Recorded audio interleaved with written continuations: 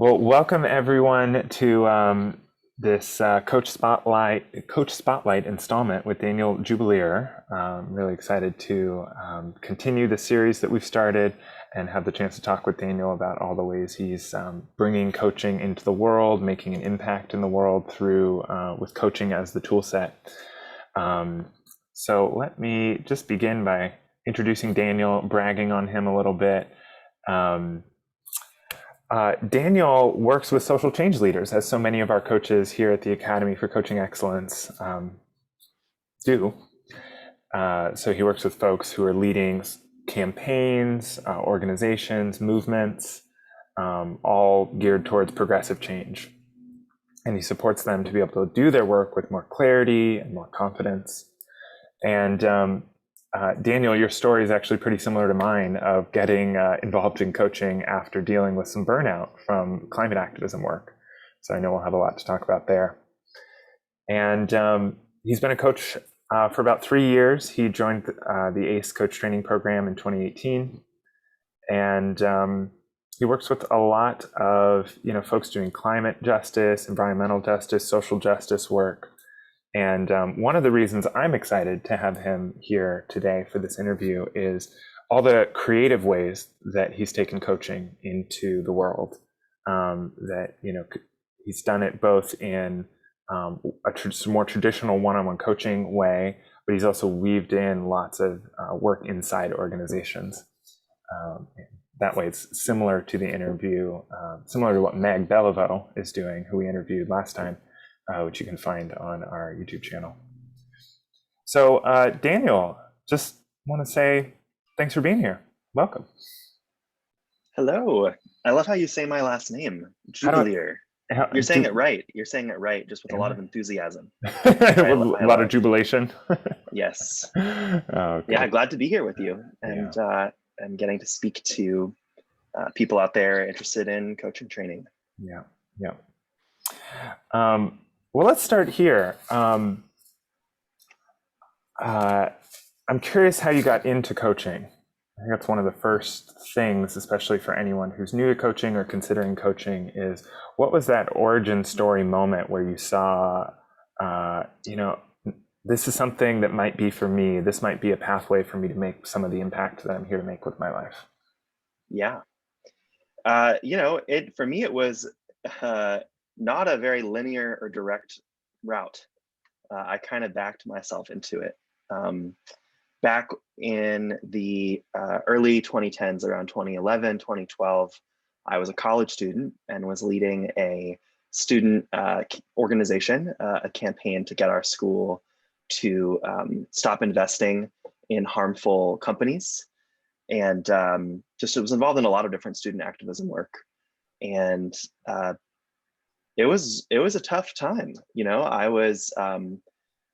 I would say I was really burned out a lot of the time. I didn't really have the frameworks around like how to balance what you need for yourself and how much you can give to an organization and how to get the support that you need. That just wasn't how I was approaching it. And there was a lot of late nights and there was a lot of mistakes I made along the way.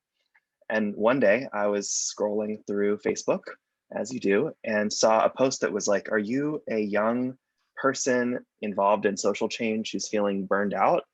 Do you want a free coaching session to get some support? And without even thinking about it, I clicked on it and I was like, well, this is clearly for me.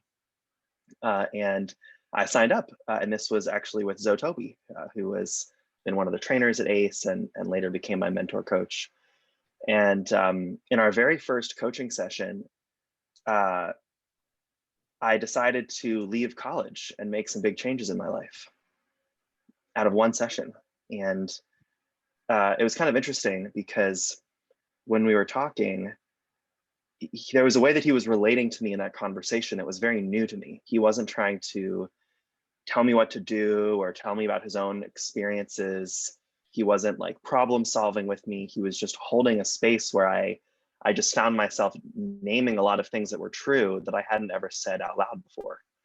Like, I need to make a change, and I even know what kind of change I want to make. So suddenly I took this leap and had Zoe as my coach for about a year.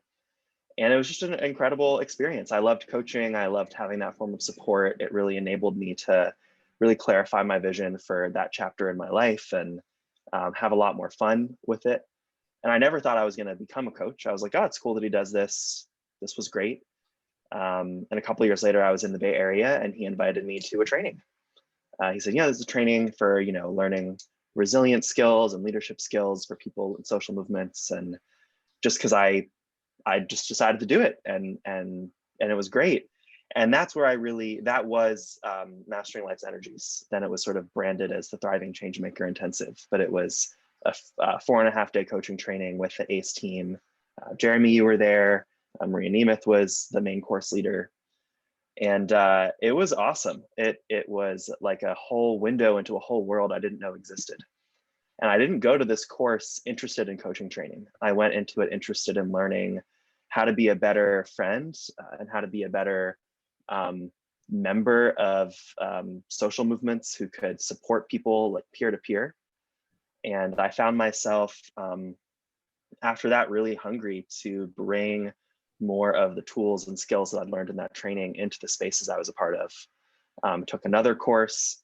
And at that point, I was like, oh boy, I'm getting worried here that I might really like this, that I might really want to share this with people. Yeah. And even then, it took me like a whole nother year of thinking about it, experimenting with different things, till I came to the realization of, yeah, I'd like to be trained as a coach and to really put myself out there as a coach in the world for others. And it was very nerve-wracking. I think for anybody that decides to become a coach, I can appreciate all the kinds of things that it brings up of like, but for me, it was really clear that there was a lot of people out there that weren't getting the support that they needed, who were facing a lot of intense situations without the space to zoom out and really look at their life and their values and make clear-headed decisions and choices. And when I started to coach, the first client I had was somebody who I knew from as a friend of a friend who was also a climate activist. Just getting to really support this person to navigate some things and hear how helpful it was for them was super rewarding, and definitely made me feel like I made the right choice. Yeah. I love that. There's so many threads on there that we could discuss. But that last piece that you just shared really stands out to me of seeing that there are so many people who need this kind of support or could benefit from this kind of support, of seeing their values. And I love the word clear-headed, like making clear-headed decisions, which is often how I think about coaching too, especially when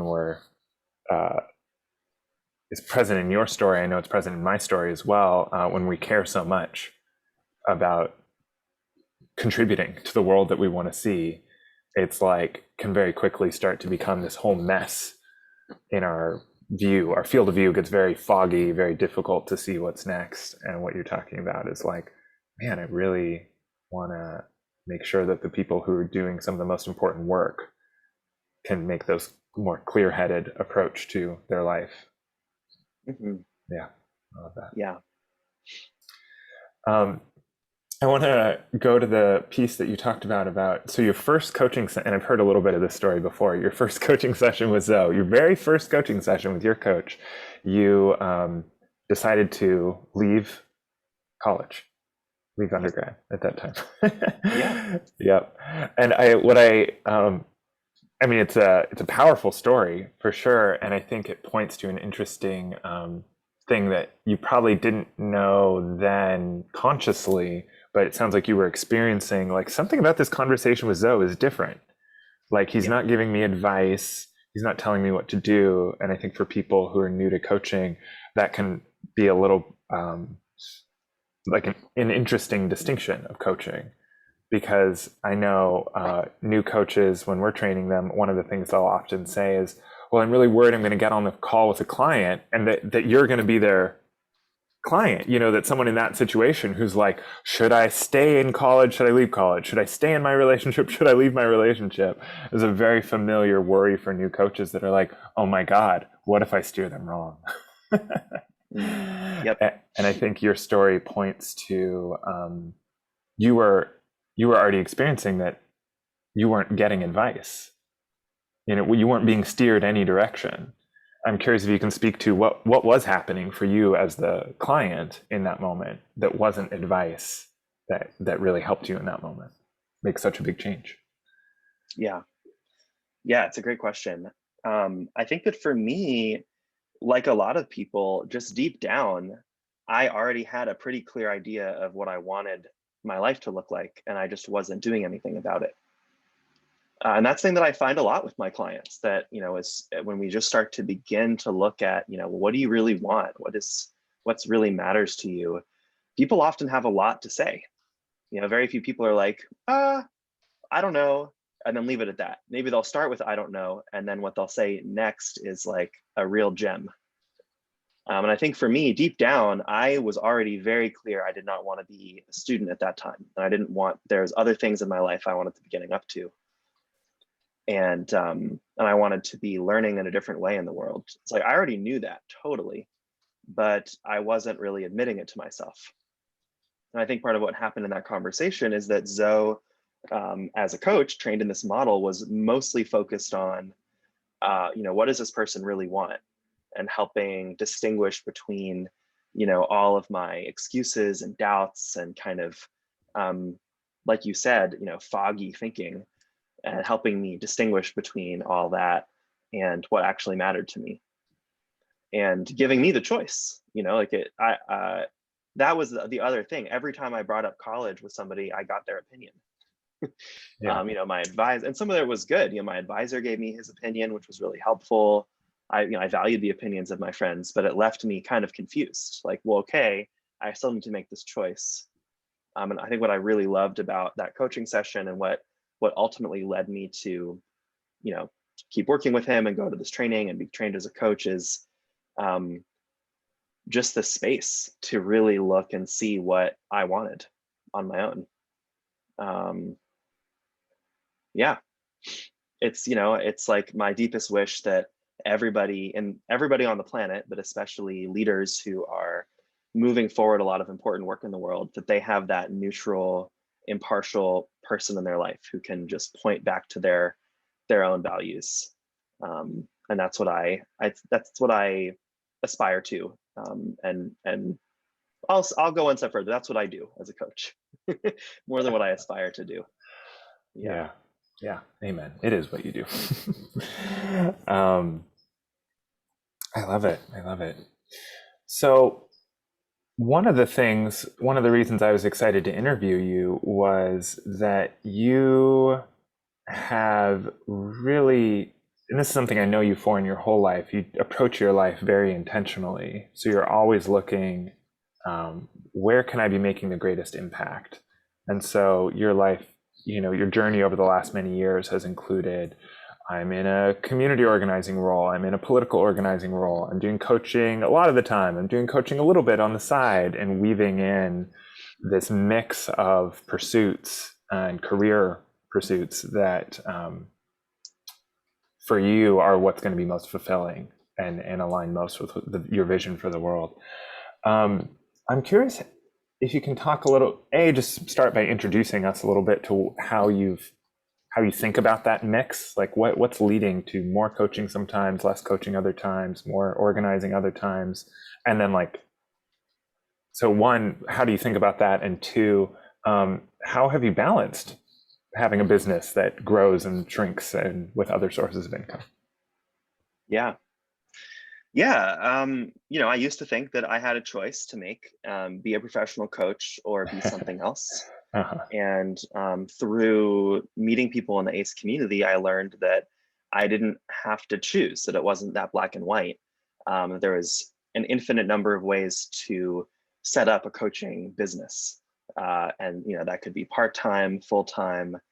And it was actually through the advice of my mentor coach when I was in training, who was Zoe Toby, that, I think there was one point where I brought up a topic of like, I just want to take like a week or two off. And he's like, yeah, I mean, you could take 6 months off if you wanted. You can do whatever the fuck you want. Excuse my language, but you can do whatever you want. You're coach. No one is going to make you coach full time every day. It's a choice you will need to continually make of what do you want to focus on. And I was like, huh, that really is true. You know, if there was a time that I wanted to shift gears and focus on a new project, I could, refer my clients to another coach for 6 months. There's just a lot of flexibility. And for me, that's something that I really love about having a coaching credential is the flexibility that it offers. And it's something I've experimented with. So at first, my main goal was like, I want to graduate from this program. So I want to complete my required hours, the 125 hours of working with clients. And as I went about that, I was, working part-time in a nonprofit organization and coaching part-time, probably coaching anywhere between 5 and 10 clients at a time. So maybe spending, around 10 to 20 hours a week. Not that much, actually. More like, at the beginning, it was more like 3 to 5 hours a week coaching that gradually grew to almost a full-time job over the next 2 years. And something that I really value is working on a team and working collaboratively with others. And coaching is a pretty, at least how I've done it so far, is a pretty solo endeavor. I would put it out there that I'm a coach, get clients, work with the clients. And so there was a time when I shifted again to wanting to have a part-time job, in part just to have that experience of being more on a team, not needing to be holding all of the pieces of something. And then I kept coaching on the side.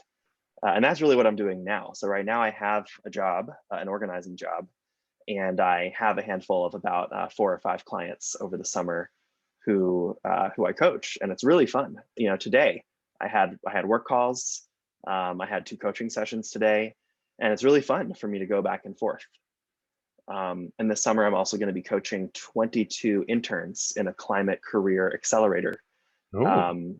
So that's and doing some workshops with them and kind of getting to work with this group of students over the summer.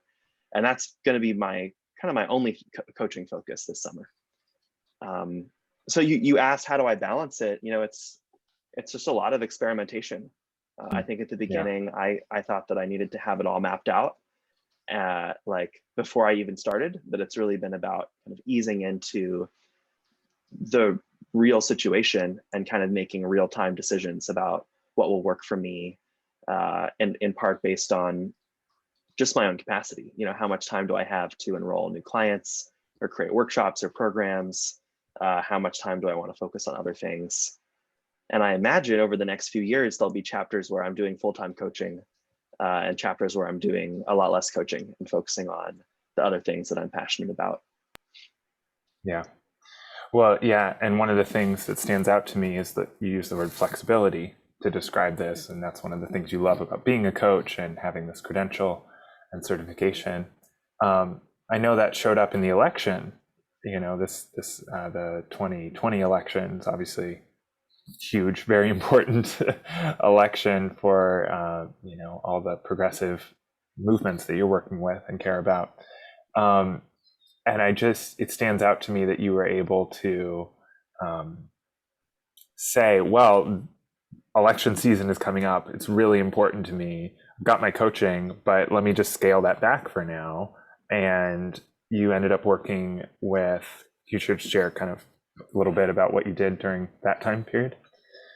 Yeah. Well, I'll just go a bit earlier in time. First, me and 5 other incredible ACE coaches who I met through ACE, we all teamed up to form, this was about 3 months before the start of the coronavirus, to form a collective. We called it Title Shift, to provide training and coaching offerings to political candidates, campaigns, staffers that are working on these campaigns.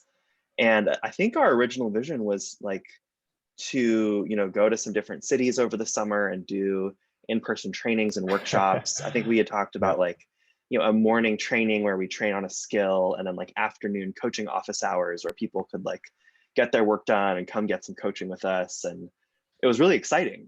For us, the vision was like, how can we use our coaching skills in service to winning elections in 2020 and creating change through electoral organizing.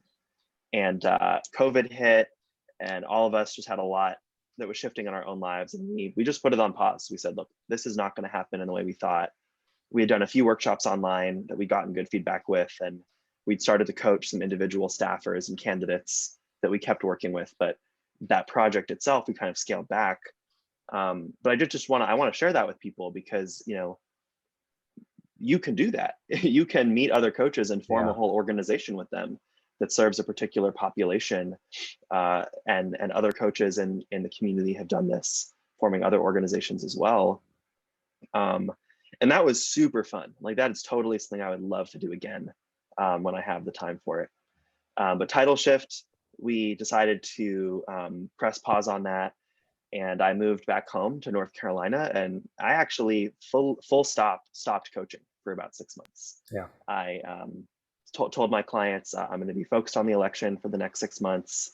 I referred them all to other coaches in the community, and was, you know, done. You know, went from like 14 coaching clients to 0 in like a week. And that was because it was really important to me to work full time in 2020 on getting people to go vote, getting people the resources that they needed. And incidentally, being an organizer and being a coach, there's a lot of skills overlap. Yep. You know, learning how to secure really clear commitments from people. That's something you'll do in coaching, right? You won't leave with, oh, maybe you'll do this, maybe you won't. You'll be like, no, really, end of the day, what are you willing to do about this? Like, you know, getting people to commit to action steps. That's the same as organizing. You talk to people about what matters to them, and it's like, all right, you know, can I count on you to commit to taking the step, yes or no, and supporting people to make a clear choice. So, you know, I put coaching practice on pause, had a full-time job with a statewide progressive organization called the Carolina Federation. They're awesome. And it was great. And that role ended, and I returned to coaching. I will say though, something that I try to do is share the tools and just kind of awareness that you can have coaching support with organizations that I'm involved in. So I've actually been talking with this organization that I worked with last year about coaching for about 6 months. And I think we're going to move forward with bringing in some ACE coaches to do a coaching skills training for their managers. So their managers will learn some coaching skills that will inform how they run their teams. And that's super exciting to me because I believe that this work not only needs to be offered individual coach to individual client, but infused into the culture of organizations, because organizational culture often, crappy organizational culture is often what people seek me out for coaching. Isn't that the truth? You know? That's so the truth. Oh man. Yeah, you know, people who have a boss who asks more of them than they can do. They don't have clear communication. Often the relationship generates a lot of stress, and they're wondering, should I even be doing this? Should I leave? Should I stay? And they're like, hey, Daniel, I think I might need a coach to navigate this. And so for me, I want to, you know, try to nip in the bud burnout before it becomes a real aggravated problem by going into teams and organizations and helping the people in those organizations have a coaching mindset, like really help people on their teams function with clarity, focus, ease, and grace, which are the 4 kind of values that at ACE we bring to our work. Yeah. Yeah, I'm curious to make that, to extend on that point. What are some of the particular, like when you think of coaching mindset, if we were to unpack that, like what's happening, or what's your vision for what organizations who are adopting a coaching mindset, what's happening differently, concretely for the staff on that team, for the culture, for the people they're serving? What is the other side of adopting a coaching mindset? What can it look like? Yeah, I mean, I think that's a question a lot of people are experimenting with and living into. Yeah. You know, so I can't answer that definitively for all groups and all people. But my vision is that if you're a leader, first and foremost, you need to invest in your people. And investing in your people means making sure they're fully supported. So, you know, it can be as small as, you you notice that someone seems a little distracted and tired in a meeting, and you check in, like, what's going on in your life? How are you doing? Are you okay? Do you need anything? It's almost like holding the expectation that everyone on the team is thriving and is working well together, and quickly stepping in when that's not happening, rather than sort of resigning yourself to like, everyone's just stressed, everything's chaotic, and that's just how it is. That's just the way it is here. And Yeah. for some people, they need to have that a little gentle shake to kind of realize that no, it doesn't have to be like that. You don't need to be stressed and overwhelmed and balancing 30 competing priorities in a way that's unclear to be an organization. In fact, that is going to hold you back. And so for the leaders of teams, for me, it's like helping them get better at noticing when there's something off, something out of place, and really seeing it as core to their role to address it with the person. Yeah. Yeah. And I think it's, in some ways, it's like when I hear you saying that, there's almost this obviousness that we could hear that as like, well, of course we want to support our staff to, if they seem like they're having a hard time, let's support them. And I think any leader has that in their heart. Any manager probably has that in their heart. And then there's that moment, or not moment, but the ongoing situation of, oh my God, there's so many things going on in our organization, in our movement work, and whatever we're doing. It feels like I don't have time for that. Or there's so many things that can get in the way of leaning into the kind of support. And so one of them is just, feeling like we don't have time, which is one you're talking about. Another is that I think is really worth naming. I support my clients who are leaders in organizations all the time on, well, I want to support my staff and I have some skills around how to support them, right? I have some managerial training or leadership training or whatever. But they encounter sticking points all the time on how to actually do it when the rubber meets the road of, well, two of my teammates are really frustrated. They're not enjoying their work. They're stressed out. There's too much on their plate. How do I, as a leader in an organization, support them? Is a really common question. And I think that's something me and you and all of, so many of our ACE coaches do, is work with those leaders and support them to, again, clear away the stuff that's, help them develop some skills to see, oh, here's a way that I could interact with this person that brings forward more of their gifts. So in that way, they're becoming, they're not trained coaches necessarily, but they're starting to, like you said, bring a coaching mindset to their work as a leader, which is so useful. So useful. Yeah, beautifully said. Yeah. That is one of the things you can do with this coaching work, is coach leaders on how to move past their own stopping points to be a much more empowering manager or leader on their team. Yeah. The other thing I would say is a lot of people pretend that things are okay at work. A lot of people, there's certain culture that forms where, you just pretend that everything's good.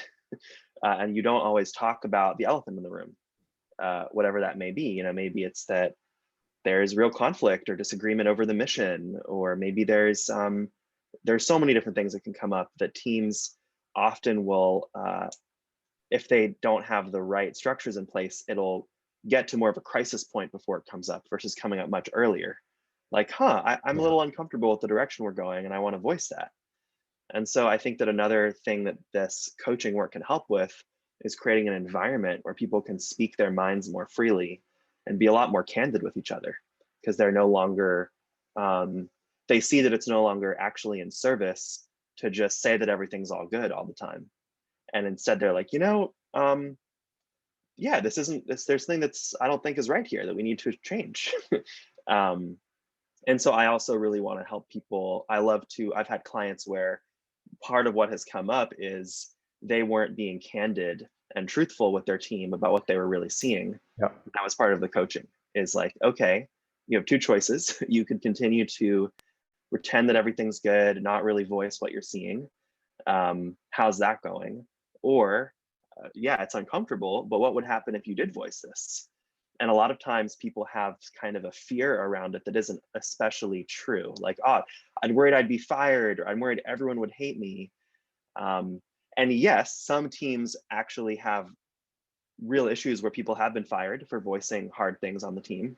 That has happened, but it's not what often happens, especially when it's like voiced in a skillful way.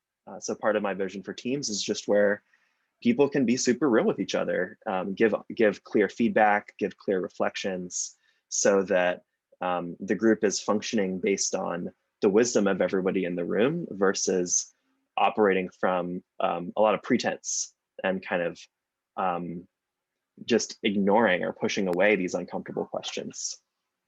And in coaching, we learn to love uncomfortable questions, really love uncomfortable moments. Because the discomfort is often where there's growth that's happening. Yeah, yeah. And yeah, and I think one of the cool things about this conversation right now is we can help zoom in or give a preview to what it's like to be inside a coaching conversation with at least how our coaches do it.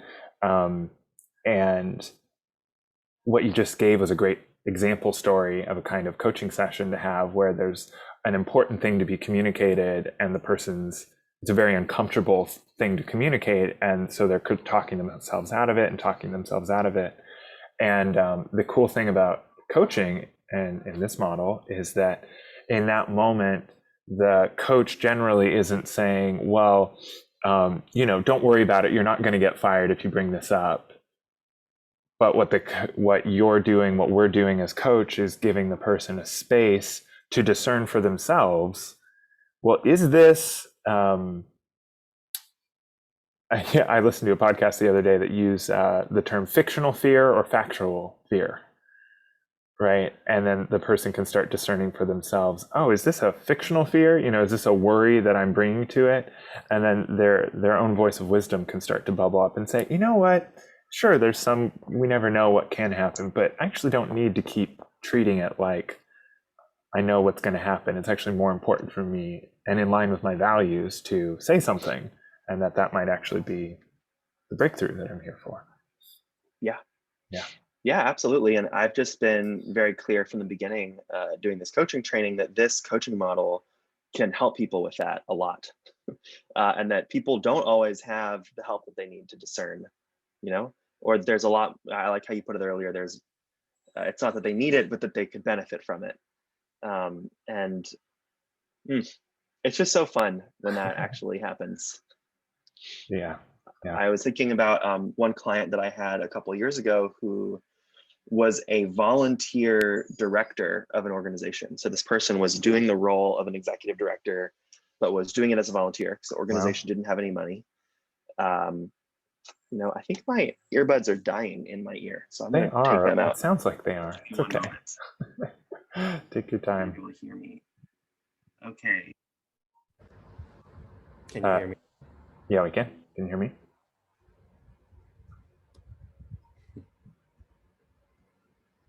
Okay. Hi. Hi, can you hear me now? Great. Well, I'm glad you're going into this story because I was actually just going to ask you if there was a story of a particular moment in coaching where you supported someone. So I'd love to hear where you're going with this. Yeah. So I had this client who came. They were a volunteer. They were basically running a small organization, statewide organization. And it was so clear they had a huge vision for what they wanted this org to be like, that involved it being fully funded, creating staff positions, equity and justice work was really important to them. And they wanted to have a majority Black, Indigenous, people of color led staff team. And it was just like the distance between what was happening in this person's life and what they really wanted was pretty big. And that was exciting for me. I was like, wow, I could really see how we could have, a dozen in a row, pretty juicy coaching sessions that led to significant steps forward. And, fast forward to today, this person's a paid full-time executive director of the org. I believe besides this person, I think all the staff is people of color, and they're really thriving. They're really seen as a leader in their field. And I was reflecting on like how incredible this person is, and what a privilege it is to work with them, but also on, all the different moments that they might have given up, and how Yeah. common it is for people when things don't go your way the first time to give up on it. Even to use a dating analogy, I was saying this to a client today actually, who didn't get a job that they wanted, and was feeling a bit discouraged. And I was like, it would be, what would you say to someone who really wanted to be in a relationship, and they went on one date and it didn't work out? They went on another date with somebody else, it didn't work out, and they said, I'm going to be single forever. I just know this is just never going to happen. But that'd be kind of ridiculous. You have to keep going when things don't go well the first time, right? That's sort of like, when you can zoom out, that's kind of obvious, right? People deep down, they know, yeah, of course, things don't always work out the first time. But when you're really in that experience, it can be very tempting to want to throw in the towel sometimes. So a lot of our coaching sessions were that, it wouldn't go this person's way. It wouldn't work out the way they thought. And they'd have to keep adjusting course and keep learning and keep trying new things and asking for support until they finally started to hit on things that were working. And a lot of our coaching was keeping their vision at the forefront, and a lot of giving them the space to discern what of their fears were fact versus fiction. But from there to also choose if they were still willing to keep putting energy towards their vision, even when it was hard. And that was a really sweet journey to witness. Yeah. And how, especially, I think there's a special role that I hear you talking about of people who are leading an organization or an entrepreneur and working solo or in some sort of leadership role. There's a particular role, a particular way that can show up where often the leader feels like they're alone. Yeah. And so it's extra important to have the kind of support you're talking about, because there isn't always someone, unless the person has consciously created it, either through a coach or a mentor or someone to be on their team, to be with them in those moments where it's like, I'm either about to give up on this, or I think this is possibly even more common in social change settings, I'm going to keep going, but I'm going to take this from the realm of like, well, it was kind of working, to I'm going to work so much harder than I need to because I don't want to give up on it. Now I'm just going to exhaust myself even further, just harder and harder and harder and harder, when it doesn't necessarily have to. It's not the only way it can look. Yeah. And so it's only if someone has consciously chosen to build out support, and in our case, including coaching, that's like the antidote to either giving up or struggling. So that's huge. Yeah. And, I'm just thinking about the people who are listening to this. Like, I never, ever tell my clients what I think they should do. I don't give advice, because in this particular coaching approach, that's not what coaching is. And it's just incredible how, when people don't feel alone and they feel partnership and they can discern, how they often come up with really good stuff. That's part of what's rewarding about it, is like, you'll start a session with someone and they'll seem kind of downtrodden or kind of worried or discouraged, and without ever fixing anything for them, they start to come up with their own solutions that they're really excited about. And it's awesome, and something I was super scared about being a coach when I first started was that I would need to be like a subject matter expert, and that people would, number one, they would know I didn't know enough to do it. They would judge me for being a coach when they knew I wasn't an expert. And then with my clients, I wasn't going to be able to help them because they would bring up things that were, out of my area of expertise. In coaching, my area of expertise is people. And so I'm not ever there to be like, oh, well, I started a small nonprofit and I got it fully funded, so I know how you need to do it. It was always getting kind of inside that person's mind and viewing point and being like, what are you focusing on here? What actions are you taking? How are they going? Helping them kind of unravel things and zoom out until they're like, oh, I'm totally playing small here. I'm totally only asking people I know for money. I'm asking them for pretty small amounts. And there's actually, this whole other list of people I could be networking with and making a real ask of. And I'm like, great, do you want to do that? Is that you? And like, yes, I'm ready for it. I hadn't even been in my awareness that I Mhm. wasn't doing it. And now I see that I'm not doing it and that I want to. And it was never me doing the work, it was them really figuring it out. And so, this coaching work, that's what's so humbling about it, is it's like, it's not really about me and what I know and what I can do. It's really about them, Yeah. um, and their vision and their capacity as a human being to, rise above their challenges. Yeah. Yeah. I love that so much because, you know, for me, when I'm coaching, the person that I'm coaching, sometimes I feel like it's good to let people who are listening in on what it's like to be a coach. Because in the back of our mind, I'm pretty sure this is true for you, Daniel. I know it's true for me. Solutions come to mind. Yeah. I mean, right? The person's talking and I hear them talking.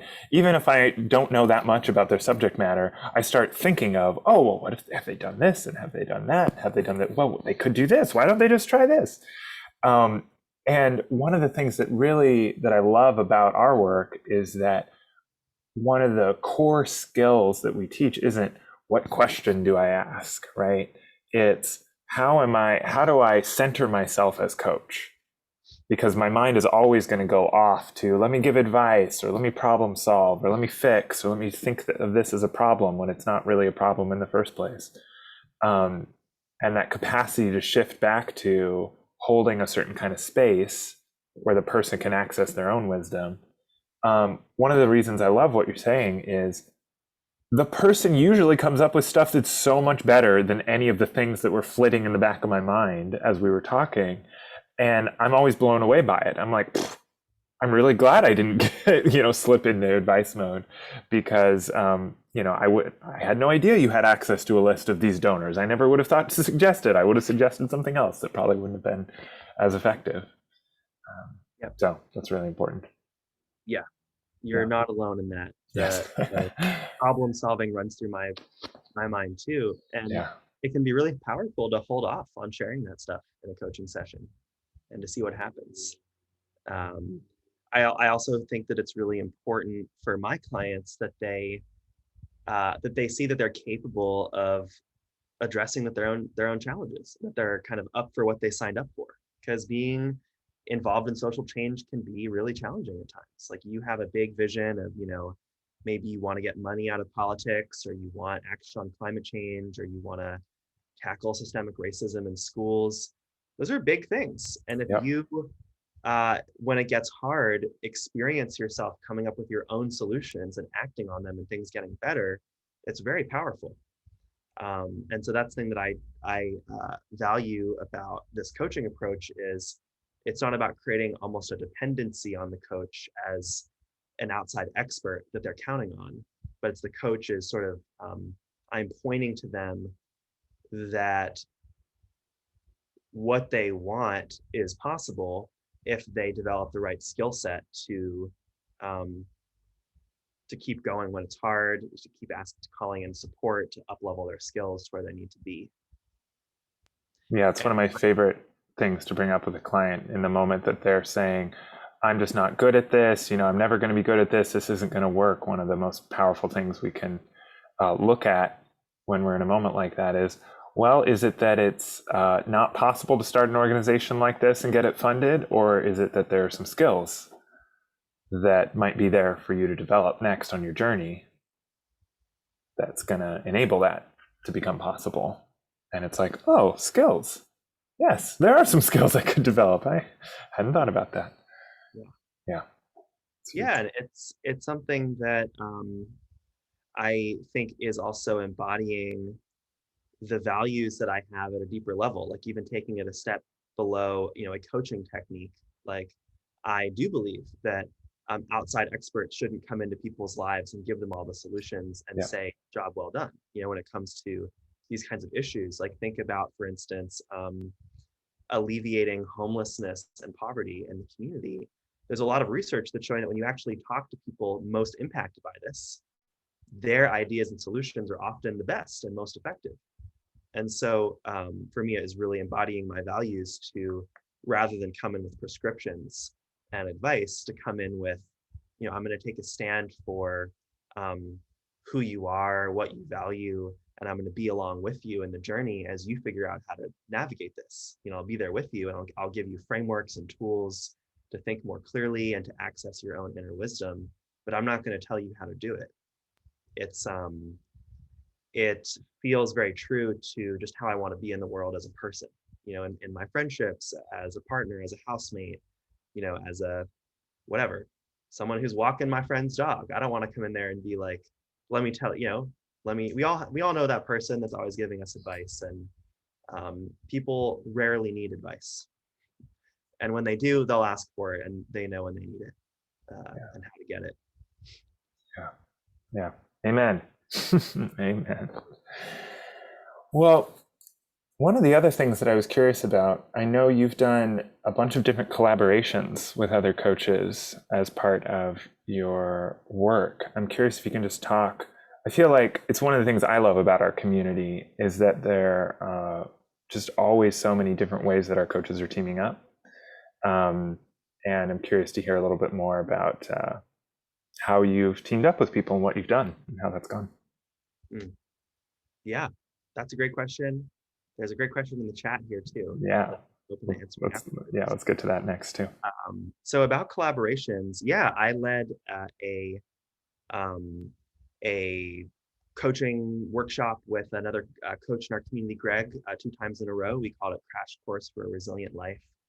And we were using curriculum from ACE. We were using Maria's book, Mastering Life's Energies. And we were leading people through that book and sharing all these coaching concepts with them. So we did 2 rounds of that. I think we probably ended up having about 30 or 40 people over the 2 rounds that we did that group with. That was super fun to work with him. I've worked with coaches outside of ACE. I did a workshop with folks on, envisioning their post-pandemic life as we enter the summer and fall with a friend from high school who became a career coach. And then Title Shift, where we teamed up with 5 ACE coaches to develop workshops for political campaigns and organizations. It's super fun. I would encourage people to do it. It doesn't even need to be that complicated, but like for instance, we didn't develop an LLC business that had a 30-page business plan. We just started offering some things to the community and had a pretty light back-end infrastructure to make it quick and easy in an election cycle. I'd highly encourage it. It's fun to work with other coaches, right? A lot of the skills of how to be an empowering team are already there, and it gives you an opportunity to experience a really functional team and to take that experience, even if you're not talking about it explicitly, to know that that's possible and bring it to your work with one-on-one clients as well. Yeah, I love that. There is something really special about being on a team of coaches that, everyone's creating a certain environment of empowerment, of support. Well, let's answer this question from TG in the chat. Can you share more about diversity in your experience? Let's say coaching people from Asia or the Middle East, which may have different set of values, timeline, habit, or other local factors. How do you deal with this dynamic? Yeah. Well, it's not a theoretical question. I have coached folks in other countries, including countries with different values and cultures than mine.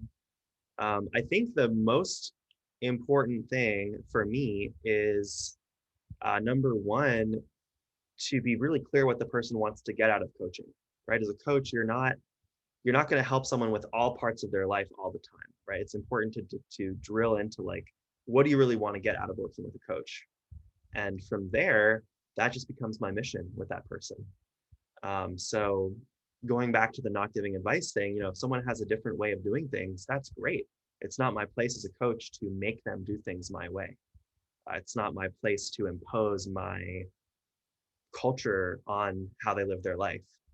Even within the United States, there's lots of cultures here. I keep track of the social identities of the people that I coach, their gender, their race, if they're employed full-time, if they're a freelancer. I keep track of all that because I want to make sure that I'm serving a really diverse set of people. And that has been the case in my coaching practice. I've coached people with very different backgrounds from me over the years.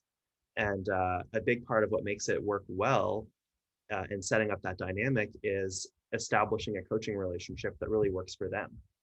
Being clear that I'm the coach for them too. If they said, I'm from India. It's really important to me to work with a coach that understands my culture and background. I might say, cool. I don't really. I could strive to understand it and learn, but I don't have that background. Would you want to work with a coach like me? This is what I do. Or would you like to find a coach that has particular aspects of who they are that resonate with you? So never pushing someone into coaching with me. That's really important. And making sure people are a full yes to doing coaching with me and why. That helps it get set up really well, because it's like, this is what you want out of it.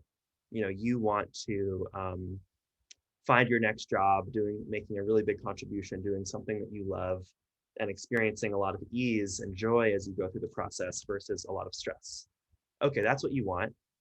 We've clarified that. Here's what I offer as a coach. Are you interested in working with me? And if they say yes, that sets up the dynamic to be a lot more successful than any of the more pushy things that some coaches do. There are coaches not in the ACE community who have what I would consider to be manipulative tactics. Like, if you don't hire me today, your life is going to suck, something like that. And we don't even need to get into that, but learning how to get clients in a very ethical way can help. And personally, I think I would encourage coaches, if they're interested, to get additional training on, creating cultural competency, understanding of how to build relationships across lines of difference, how to understand how patriarchy and racism and systemic inequities work in our society, and to bring that lens into your coaching and to have that awareness. I think there's amazing trainings out there that I think can complement coaching training as well. Yeah, and it's something that at ACE we're right in the middle of adding in more and more recommendations, partnerships, integrated trainings throughout our curriculum, so that's a lens that's throughout. And I appreciate what you're saying, that a lot of our existing model already, we're not going to immediately catch all unconscious bias as coaches working with someone across lines of cultural difference. And yet the framework that we're already learning and practicing here equips us to notice more quickly some of the differences and notice, oh, I've got an assumption I'm making here, and that can apply to a particular thing I think you should do in your job, and it can apply to a cultural difference of like, oh, I see that, I'm bringing my own agenda here. And that's what we really train our coaches to do, is how to set aside our own agenda. So I love that. Yeah. Well, with our last few minutes here, one thing that we love to cover in these interviews is just a little bit of the real deal money and clients kind of nuts and bolts part of being a coach. So I'm curious, how many clients are you currently working with? What's your rate? And over the last 12 months, how much have you been making from coaching per month on average? Yeah, it's a great question. First would start with, I do a sliding scale for coaching. So my sliding scale rate is $125 to $250 a session. So per hour for coaching. And that sliding scale includes, people at the top, people at the bottom. It includes one person who is below the bottom and one person who is above the top. And so that kind of sliding scale model I really love, because it allows you to generate a sustainable income while also serving people who might not be able to afford, $200 for a coaching session. Right now, at this particular moment in my life, I'm primarily focused on an organizing project, and I'm kind of coaching as a bit on the side. So I have clients right now.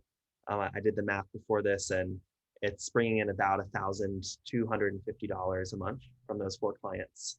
Yeah.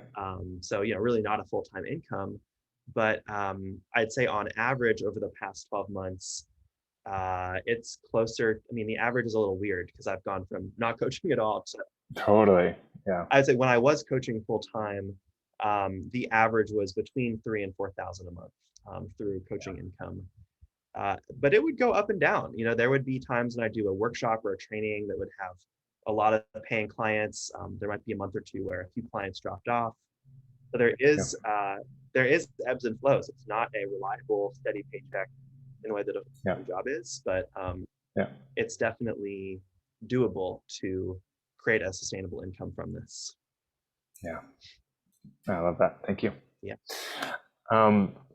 Well, if folks want to get in touch with you, how can they do that? Yeah, my website is a good way. Like I said, I'm kind of coaching on the side right now. If someone on this call really resonates with me and what I'm doing, I probably could take on 1 or 2 more clients.